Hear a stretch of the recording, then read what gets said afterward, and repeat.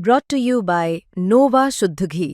जब जब खाए दिल खुश हो जाए, सदियों का नोवा शुद्ध देसी घी, सपना स्वस्थ भारत का।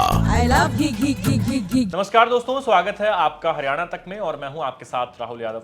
लंबे समय से ये चर्चा है कि प्रदेश कांग्रेस का जो अध्यक्ष है वो कौन बनेगा और कौन नेता प्रतिपक्ष होगा।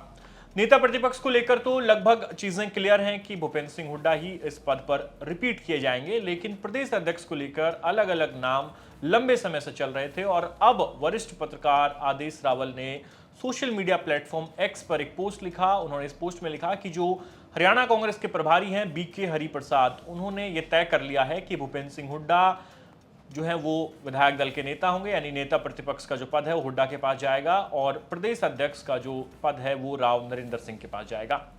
अब सवाल ये है कि क्या यही होने जा रहा है? क्या राव नरेंद्र सिंह जो पूर्व में स्वास्थ्य मंत्री रहे हैं वो हरियाणा कांग्रेस के प्रदेश अध्यक्ष बनेंगे? अब राव नरेंद्र सिंह का नाम क्यों चला, इसके पीछे जो बात निकलकर सामने आई वो ये है कि दरअसल राहुल गांधी ये चाह रहे हैं कि हरियाणा में बैकवर्ड कम्युनिटी या फिर ओबीसी को नेतृत्व दिया जाए।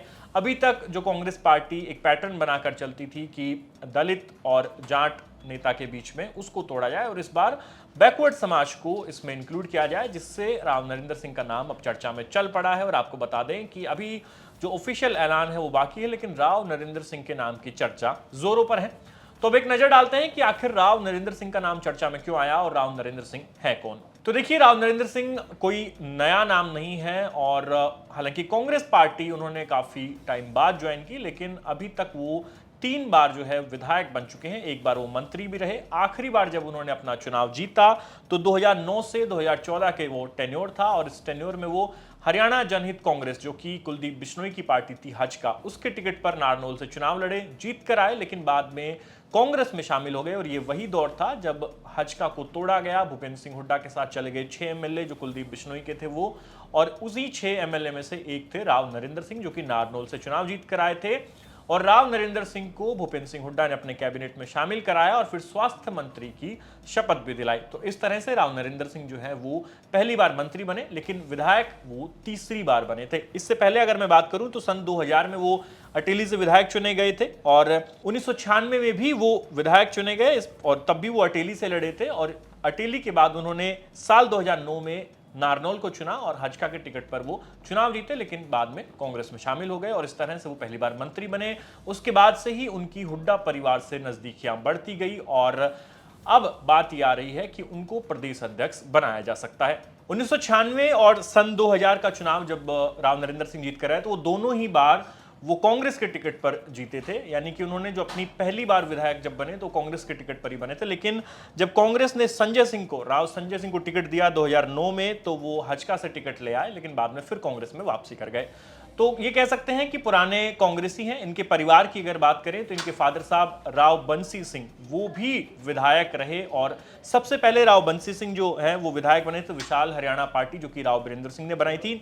सन 1972 में वो अटेली से विधायक बने। उसके बाद 1991 में वो कांग्रेस के टिकट पर अटेली से चुनाव लड़े और एक बार फिर से विधानसभा पहुंचे। यानी कि राव नरेंद्र सिंह खुद 3 बार विधायक रहे हैं, 2 बार कांग्रेस से, 1 बार हजका से, लेकिन बाद में फिर से कांग्रेस ज्वाइन की। और इनके पिताजी जो हैं वो भी 2 बार विधायक रहे अटेली विधानसभा से, एक बार विशाल हरियाणा पार्टी और दूसरी बार में कांग्रेस पार्टी से। तो ये तो ही राव नरेंद्र सिंह के सियासी सफर की बात। अब वो कांग्रेस पार्टी के लिए इस खांचे में भी फिट हो रहे हैं कि वो ओबीसी समाज से आते हैं और उनके लिए जो है ये राह अब आसान इसलिए मानी जा रही है कि पहले बात राव दान सिंह की चल रही थी, लेकिन राव दान सिंह का नाम कहीं पीछे छूट गया क्योंकि उनके खिलाफ जो केसेस थे, चाहे वो आय से अधिक संपत्ति का मामला हो या फिर भारतीय जनता पार्टी में उनके जो समधी हैं उनसे भी उनके रिश्तेदारियों को लेकर इस तरह की अटकलें लगाई जाती है कि राव दान सिंह एक फिट चॉइस नहीं बैठते, इसीलिए राव नरेंद्र सिंह का नाम आगे किया गया है। हालांकि हमारे पास जो खबर है उसके मुताबिक भूपेंद्र सिंह हुड्डा का जो खेमा है वो अभी भी ये चाह रहा है कि राव दान सिंह के नाम पर मोहर लगे और अगर राव दान सिंह के नाम पर मोहर नहीं लगती है तो फिर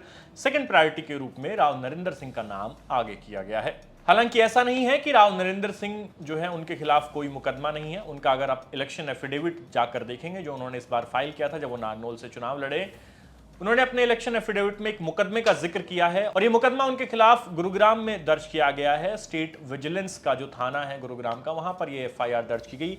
एफआईआर नंबर जो है वो भी आपको मैं बताऊंगा। एफआईआर नंबर 3 है। 29/1/2016 को उनके खिलाफ ये मुकदमा दर्ज किया गया था और इस केस में अभी तक जो है यानी कन्विक्शन पर यह केस अभी नहीं पहुंचा है। हाईकोर्ट से अग्रिम जमानत राव नरेंद्र सिंह ने ली हुई है।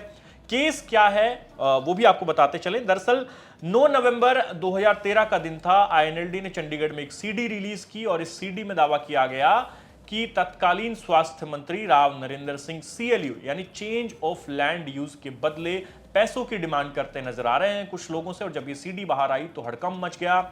राव नरेंद्र सिंह और उनसे जुड़े लोगों ने तुरंत इसको खारिज किया कि ये सीडी सही नहीं है और इसके आधार पर सीडी की जांच की गई बाद में। और जब जांच की गई तो पाया कि सीडी जो है वो ऑथेंटिक है, यानी सीडी सही है, वो गलत नहीं है।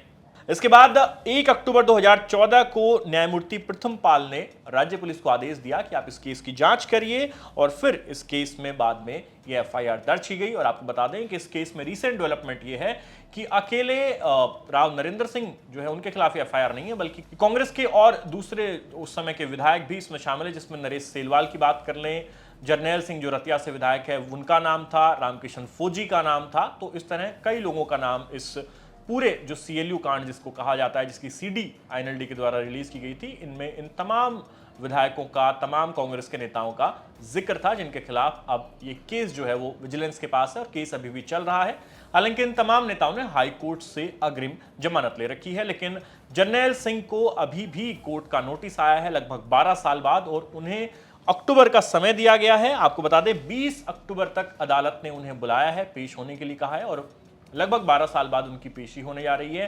तो हो सकता है कि राव नरेंद्र सिंह के लिए भी ये जो सीडी आईएनएलडी ने इस समय वायरल की और फिर इनके खिलाफ ये मुकदमा दर्ज हुआ, ये उनकी राह में रोड़ा बने। लेकिन अभी तक की जो चर्चा सामने आई है, चाहे वो वरिष्ठ पत्रकार आदेश रावल ने जो सोशल मीडिया पर लिखा उसको आप ले लीजिए, या फिर हरियाणा के सियासी गलियारे में भी ये चर्चा है कि यादव कम्युनिटी से आने वाले किसी नेता पर कांग्रेस इस बार दाव लगा सकती है, उसको पीसीसी चीफ बना सकती है।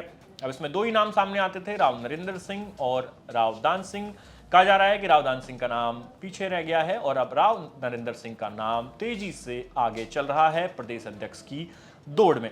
तो देखना होगा कि प्रदेश अध्यक्ष का ताज राव नरेंद्र सिंह के सिर सजता है या नहीं। और इसमें एक चीज की क्लैरिटी है कि जो सीएलपी है यानी नेता विपक्ष का जो पद है वो लगभग ये तय माना जा रहा है कि भूपेंद्र सिंह हुड्डा को ही मिलने वाला है। सारा जो पेच फंसा है वो पीसीसी चीफ यानी प्रदेश अध्यक्ष को लेकर फंसा है। तो देखना होगा कि कांग्रेस पार्टी इन दोनों पदों पर आधिकारिक तौर पर कब ऐलान करेगी। और ये जो खबर हम आपको बता रहे हैं इस पर तभी मोहर लग पाएगी जब कांग्रेस की तरफ से आधिकारिक ऐलान होगा कि वो किसको अपना पीसीसी चीफ बना रहे हैं। बहरहाल तब तक आप हमें कमेंट सेक्शन में लिख के बताइए कि क्या राव नरेंद्र सिंह को पीसीसी चीफ बनाना कांग्रेस के लिए कितना फायदे का सौदा साबित होगा। आपको क्या लगता है, क्या उन्हें पीसीसी चीफ बनाया जाना चाहिए या फिर आप कोई और नया नाम सुझाएंगे। बाकी प्रदेश की तमाम खबरों के लिए आप देखते रहिए हरियाणा तक। धन्यवाद।